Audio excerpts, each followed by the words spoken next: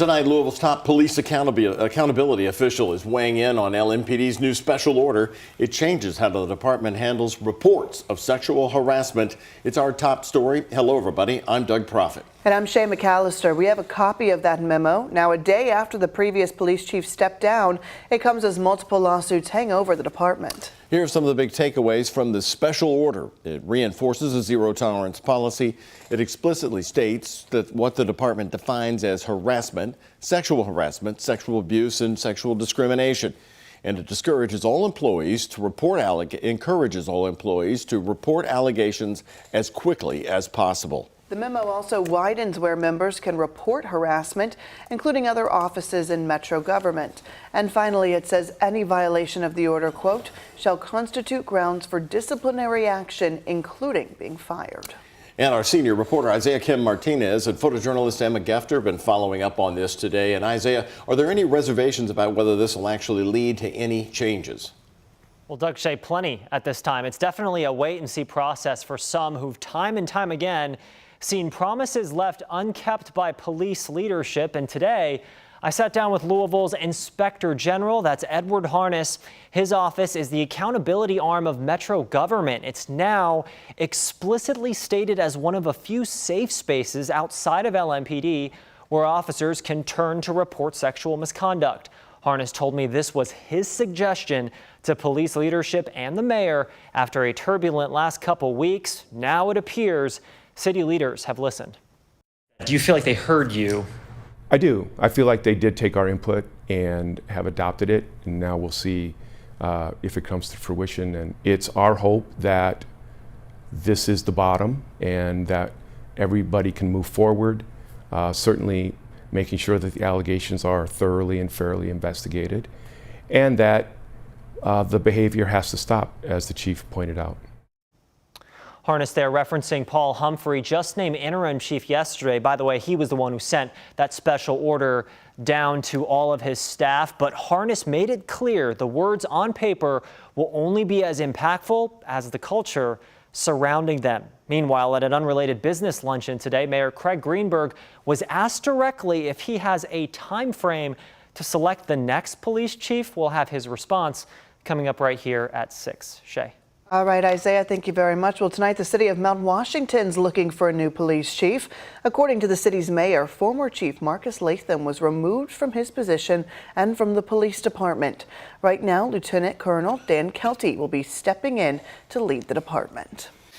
We have some new information here today at 5 about the latest. We have about the homicide that happened on Greenview Drive in New Albany. Chief of Police and the Floyd County prosecutor both saying that the suspect charged is the victim's son. Authorities say they found 56-year-old Sally Samorian dead in her home after conducting a check to see if she was okay. The probable cause affidavit details that her throat had been cut and officers found her on the ground. Officers found 23-year-old Maxwell Samorian still in the house. The Floyd County prosecutor Chris Lane says the officers acted quickly. You never see this. They were up all night investigating this. Now, while you and our public is safe, as they should be, these men and women are working incredibly hard.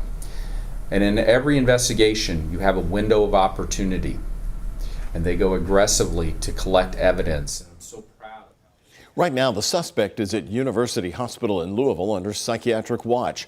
Maxwell has been charged with murder. New today, we have learned an employee was found dead inside the Elizabethtown plant, Metalsa. Officers identified him as 59-year-old Franklin Logsdon from Campbellsville. The search began around 4:30 yesterday when Logsdon never clocked out for a shift. Metalsa employees say that they searched high and low for him before discovering that he had fallen into a chemical tank. The Elizabethtown police are now in charge of this investigation. Well, after our prolonged heat wave, we worried about everything drying up around Kentuckiana, and we have had some amazing rain. And look again here, folks, live. It's almost whiteout conditions once again as the rain's coming down heavy. No one complaining about getting an extra few drops on their lawn or garden today, Colleen. I was having my fingers crossed for it. Yeah, and fingers crossed that there has been no severe thunderstorm warnings. And if we haven't seen it already, we're probably not going to see it tonight, right? This is the peak heat of the afternoon, and these storms are behaving. So it was a low risk, but it's summertime. We have a lot of heat. So a lot of the time, we're going to see some more marginal risk throughout the summertime. Zooming on in to Jefferson County, that's the heavy rain we're seeing right now over St. Matthews, that Hurstbourne camera that we just showed you. The farther fringe of Jefferson County, not seeing too much, but those storms are moving off to the east, PRP, Valley Station, seeing some downpours, not even a lot of lightning being picked up in it. So heavy rain is situated over downtown right now. That's going to move on out of here in just about 20-30 minutes. It is moving rather slowly. Some lighter showers behind it across Crawford County, and then off farther to the south, we are seeing a nice small shower just south of Radcliffe.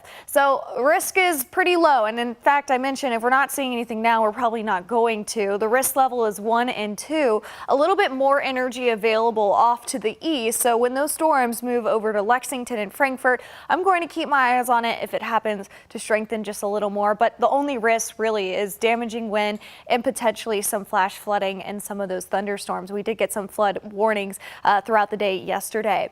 So yes, we are seeing a lot of rain over St. Matthews. Good rain for our garden and our farmers out there. Right now, 74. Feels like it's cooling off because of that rain. I'm timing out the showers and talk about what your rest of your week looks like coming up. Doug, Shay. All right, Colleen, thank you very much. Community members in West Louisville are noticing the local Kroger store closing earlier than the posted hours. So what's up? Well, the store has apologized now for closing up to 15 minutes earlier than usual. Customers tell us it's happening more often, and as the only grocery in the area, they're calling it a serious concern. Jose Alonso and photojournalist Jessica Farley heard from seniors and Metro Council members about all this. The Kroger on 28th and Broadway is a staple for Parkland, Russell, and other surrounding neighborhoods as well. Now, the community has been saying this specific location has been closing earlier than usual. I spoke with some senior citizens about how this is raising concerns to them. Metro Council members gathered in the parking lot at the Kroger on 28th and Broadway to address concerns about the store closing early. A lot of seniors can't get access to food. Among them was Russell resident Lamont Anthony, who frequently shops at this location. We got 6 senior buildings within I'll say a half a mile or 3 mile radius in here that depends on Kroger's. You know, you got buses, Torque supply buses to take them to Kroger's shopping, some of them twice a week. Anthony says this Kroger is the closest major grocery chain with reasonable prices. He shared an experience shopping at a smaller store. The lady was just hysterical what she had to pay for a gallon of milk. She didn't have it, and I gave her the $5 to go ahead and get the milk for her kids. Many seniors rely on Tark to get them around the city, including grocery shopping. I caught up with Russell resident Eunice Johnson at the bus stop. Kroger's is very important to us to stay in this neighborhood. A lot of us don't have no ride. A lot of us is disabled to even get to that store. That's why we need these buses to continue to run in this area and keep the store open for us. In a statement, a Kroger spokesperson said, quote, "We apologize for the service oversight that resulted in the entrance doors closing at approximately 8:45 p.m. instead of 9 p.m. at our West Broadway location. We have addressed with our team to welcome customers with open doors until 9 p.m. every night." Metro Council members say they have heard the community's concerns and hope to partner with the grocery store for more accessible hours and services. The mobile Kroger's does not go to any of the senior buildings. We're going to be asking that they go to these senior facilities. In Louisville, Jose Alonso, WHAS11 on your side.